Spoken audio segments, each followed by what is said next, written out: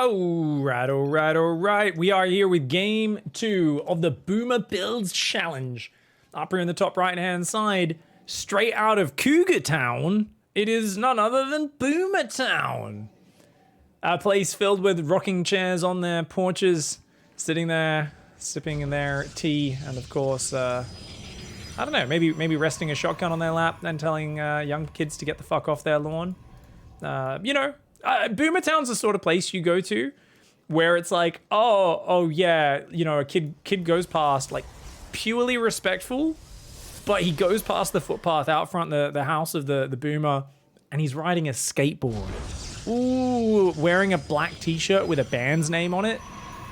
Something rather innocuous. It's not even like a fucking face killer death. Like, it's not like a metal band shirt. It's literally like a fucking Coldplay t-shirt. And the kid's riding a skateboard. And he's the most fucking respectful, demure person ever.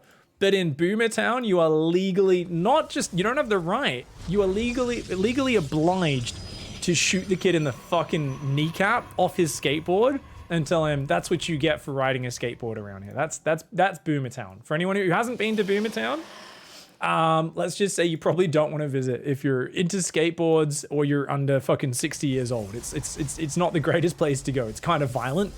Though they say it's justified because people on skateboards are always zooming around them, trying to steal things, do graffitis, and knock them over. Oh, look at that, just drill straight through. Anyways, down here in the bottom left-hand side, literally the saddest alias I've ever seen in my life, guys. The blue Terran player. This is half a barcode. Literally.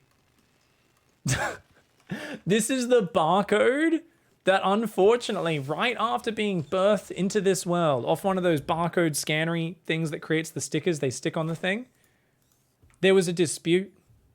You know, it was going to get stuck on a packet of Tim Tams, this barcode.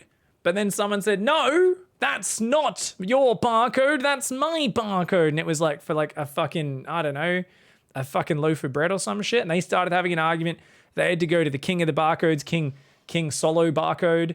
And he was like, well, there's only one way we can solve this. We're going to take the barcode and I'm just going to chop it in two. And then I'll give half to each of you. And he had this like look like he knew he'd got him, right? Because he's like, well, we'll find out who is the real owner of the barcode, because obviously they won't want to split it in half. They both just smiled at him and said, yeah, can't fucking do it then. And he was like, oh, okay. And he got his scissors out and he chopped the barcode in half, and they just kind of went, okay. And then they both took half the barcode. King Solo Code was like, okay, this is kind of fucked, man. I really thought that was going to work. I thought they wouldn't want me to chop their child in half. That's fucking weird. In the end of it, though, we ended up with 2 half barcodes. And so we are here with this Terran player who's literally half a barcode, which, of course, defeats the entire fucking purpose of having a barcode, because the whole point is it's meant to be indistinguishable from any other barcode. And if you have less characters, it's obvious who you are. So this is the same thing as creating a name that's not your name. It's the same thing as having a unique identifier. Oh, my name is Shark Fucker or something, you know? You could be, I don't know, Shark Rider 666. Let's say you're Shark Rider 666. Okay, it's not your main alias. Like, I could play on that account. People would not know it's Pig, but they would still know if they play me multiple games in a row. Oh, it's Shark Rider 666, and he always does a Reaper Rush or something like that. But this fucking guy is fucking just half a barcode. No point, man. There's no point. Anyways, don't fuck with King Solomon is the point. Boomer Town is trying to wall off right now and is going unupgraded zealots and is using only probes to defend. So this is Boomer Town here is not just bringing up. Did he just?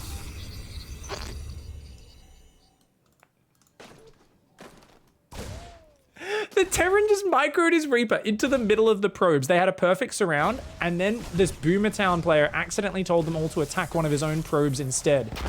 Oh, this is hilarious. Oh my lord. The Terran is just like struggling so hard with this micro. He's not really spending his money. He's like, my god, I'm doing so much damage. It's like, well, you are. Oh my, whoa, is he fighting again? Jesus Christ, this Reaper, the Slayer of Probes, half a barcode, but holy shit, it is a firm barcode. It is a rigid, turgid barcode. And it has absolutely flubbed this protoss player. God damn, this is a weird game. Anyway, guys, if you want to get your replays in for next week, we should announce the topic. We didn't do that in the first game. It is 1-2 punch. You're only allowed to attack 2 or more places at once. If any of you are just doing literally, just punch, no, you've got to fucking jab them first. You gotta, you know, fake low, punch them in the fucking side of their head. You gotta get some feints in there, get some multi-prongs, do a Widow Mine drop in the main, and then jump in the third, split your army, attack 3 places at once. So this is a good excuse for you guys to show your multitasking and your multi-prong aggression, which doesn't necessarily mean, oh, I can't multitask. It's not that fucking hard, guys. You just A-move units in 2 places at once. You don't need to micro everything. People who say they can't multi-prong attack, I'm like, have you guys go watch more of a first-person stream. Watch me when I'm setting up multi-prong aggression. I micro one section, the other shit is just queued in there most of the time. It's like, I look back in the replay and I'm like, how many times do you guys see me rewind a replay? And I go, I wonder how much that Liberator killed. And I look at the Liberator, which I had told to queue into their mineral line from across the map, and I had never looked at again for the rest of the game. And I look at it and I'm like, oh, that killed 25 probes. And I'm like, oh, that's why this game was so easy from there. I didn't even know until I watched the replay. But then I watched someone in Bronze League who says they can't multitask, and they're fucking staring at it and then microing their drop at the same time, and they're jumping their screen back and forwards. And I'm like, dude, you actually, like, it's not that you're not fast enough. It's that you just, you're trying to do more than pro gamers try to do, man. Like, unless you're a Serral level player, if you look at even all the other pros, there are many times they queue aggression in and they don't look at it, or they look at it very rarely, every 30 seconds or so. So, yeah.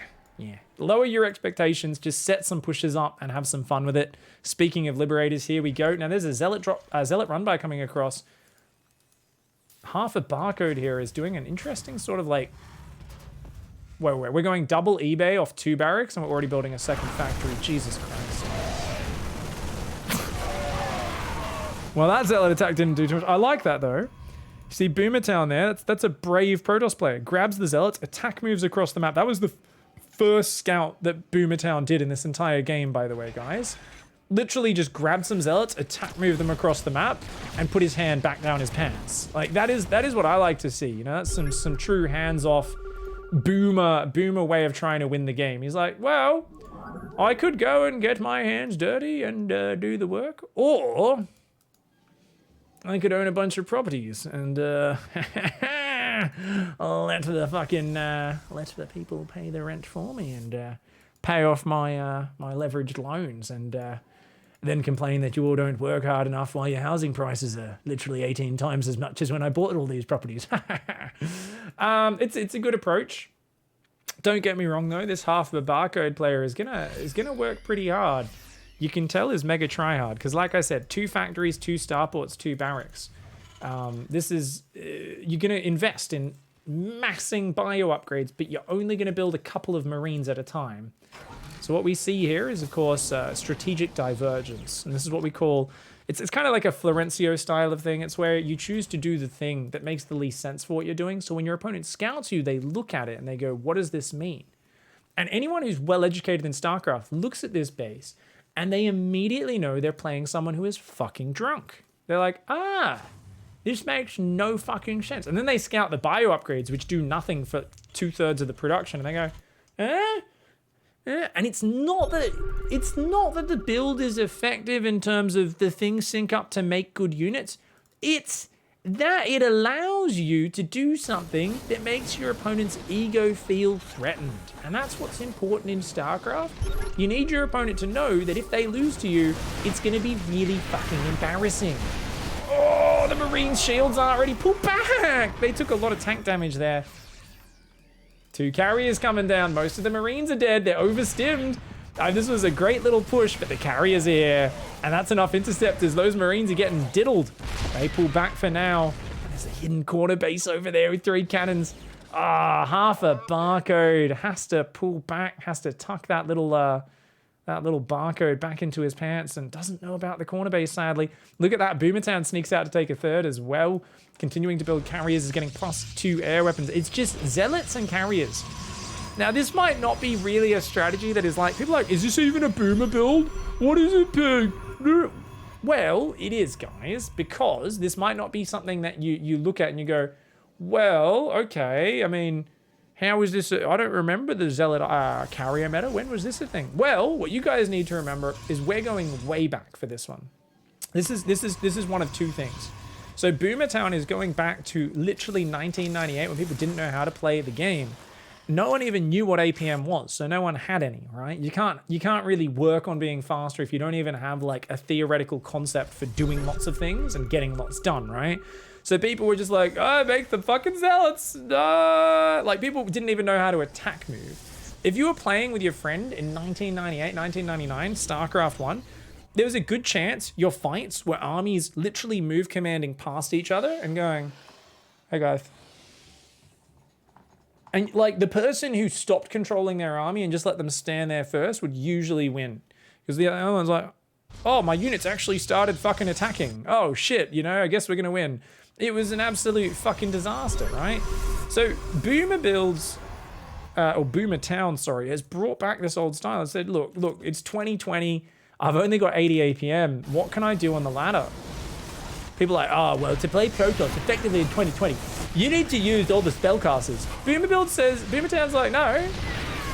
Mate, are you fucking kidding me? Get out of here. You think I need to do that? I'm gonna make some zealots. I will attack move them across the map randomly. And then I'll make some fucking cannons. And then I guess I'll make some carriers and I'll fucking attack move those. First moment of micro, I don't even think that was micro. I think that was Boomer Town was like, is there a fight happening? Literally, it was probably the first time Boomer Town's screen moved over here and was like, I should probably run away. Now is like, wait a second, I think I'm winning. And look at the micro. You can tell Boomer Town here is coming in with a fantastic attack move maneuver. Meanwhile, half a Barcode running away, wondering, why is this not working, guys? Why are carriers so overpowered? And I've got to look at this as someone, like I always go back to, who's constantly asked strategy questions. And I know people like half a Barcode come into my chat and they say, how do I beat carriers as Terran? And you go, Marines. They go, oh man, my Marines got slaughtered though. And I go, post a replay, mate. And then I look at the replay and I go, cool, so you've gone double upgrades, but you only made 1-1. You didn't even make the 2-2. And you only have 2 barracks. Like, what? What if you literally just had 5 barracks producing Marines the whole time and then attack moved them? And they're like, oh, that wouldn't have worked. The interceptors are too good. I'm like, what? what are we doing here, buddy? What are we doing? They're like, well, I'm trying to build 2 Marines at a time right now, and I'm attacking with 8 Marines and 7 Vikings. I'm like, he's got 6 carriers, mate. You've only got like 12 units that shoot up. He was like, yeah, well, it didn't work before, so I think it'll work now. Half a Barcode, potentially only half of a brain as well. Boomer Town's carrier zealot build here is about to get out of control. +2 attack, +2 armor is done. I mean, Boomer Town has survived long enough, and I think our half a Barcode here is like, look at me, tank sage. I've got to be careful with my tanks because there's 4 zealots on the ground. Why are we? No, the Marines and the Vikings are all clicking on 1 carrier. It goes, okay, 1 carrier dies for every Marine. Where are the other carriers, by the way? The Widowmines walked into the back of the natural.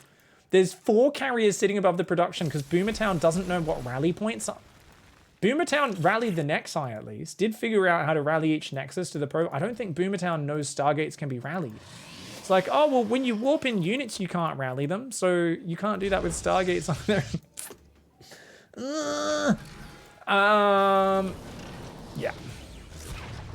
Oh, beautiful leapfrog of the tank there, just making sure that he slowly creeps forward methodically. The probe comes forward and says, fuck you, tases the tank. The carriers are going to bait the Vikings into the cannons, and still, I love this, just microing the little heart out of these 3 carriers. Is now going to warp in 9 zealots at a time. There's an army of carriers back there that could just win the game at any moment. I honestly am convinced Boomer Town has no idea that they're there. Let's go to Boomer Town's camera and get inside. The zealots are coming up here to deal with it. Oh, okay. Remember, I'm going to get rid of my camera for a sec. You guys can see underneath me what is being clicked on at this moment. He's A-moving the zealots, doesn't look at the fights. You see? This is a Boomer in action. Oh! Hey, look! I've got some carriers up here! Oh, my! Huh. He's scrolling around and just boxing things. Oh, this is amazing. The zealots are gonna go up there and try to take the fight. Oh, they take some widow votes. Look at the camera movement is amazing. You can tell there's no clicking on the minimap. It's all scrolling. Oh, this is great. No double tapping control groups either or anything like that. There's something about the camera movement that is so incredible. Oh, I'm surprised we're not just using F2, to be honest. I'm surprised. Oh my god! It's building oracles now. Oh, chat has a good theory. 3W says, I actually think this is arrow moving, not the mouse. I think this is a player who's using the mouse for everything and they have one hand on the arrow keys. That's actually very common. I've coached multiple players who do that, and I've had to train them to get them out of that habit where they've got one hand on the keyboard moving around while they're using their mouse, and I'm always like, no, don't do that, please. I think I got used to doing that in Company of Heroes, actually. So I was playing Company of Heroes campaign recently again, and I'm pretty sure in that game I just move the arrow keys around because you just use your mouse for everything. Often you just move in a cover, so you're not really attack moving very often. You just drag right-clicking to tell your units which direction to face. I am enjoying this camera view, by the way. The minerals have up and After gone. 10 minutes of lost mining time, the probes go back on the natural. Boomertown has been maxed against a non-existent Terran army for ages. Is finally going to recall. Only recalls about half the carriers, if even. Not even half the carriers. I think the Vikings, though, do not have any upgrades. This barcode, this half a barcode Terran has got 4,500 minerals in the bank and he's just been staring at the siege tanks that are leapfrogging forwards while building no answer to the carriers. The minerals have no answer. Let's go back. No. Here. There's like 5,000 minerals and still no production. No. What is this fucking hot mess of a Terran? Boom is like, oh, what? Did I win? I've only moved across the map once and it was attack moving 6 zealots at the 8-minute mark. Well, I want to go see what's on the other side. You can't leave before. Look, he's fixing his macro up. Oh, this is so adorable. He's putting his probes back on mining after the game finishes. Oh, he's got an oracle flying around. His carriers are killing stuff. He's like, oh, he was up to 3 bases. He had a pretty good economy, eh? Oh, shit, look. He even had a 4th one. Wow, this Terran was pretty up there.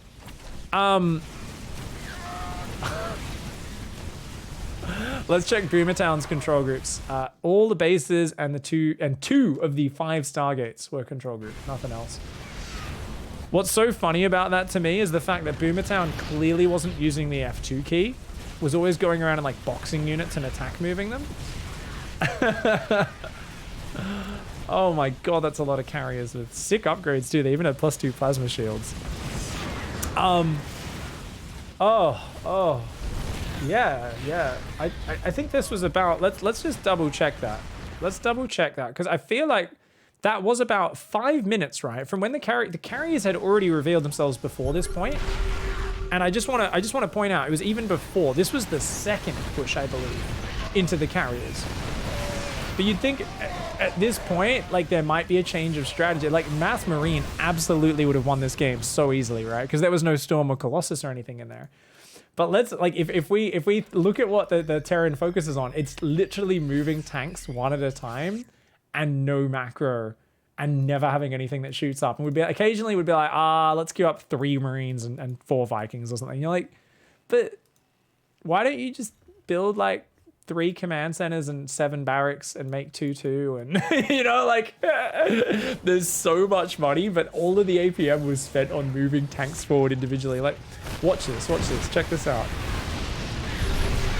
So let's look at where the Terran then runs around some Vikings. It's just like, it's not terrible in of itself.